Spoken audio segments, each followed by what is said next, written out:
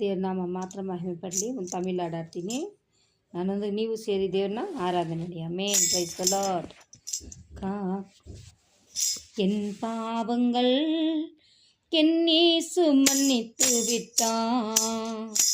தன் மகனா என் இயேசு ஏற்றுக்கொண்டான். என் பாவங்கள் என்னேசு மன்னித்து விட்டான்.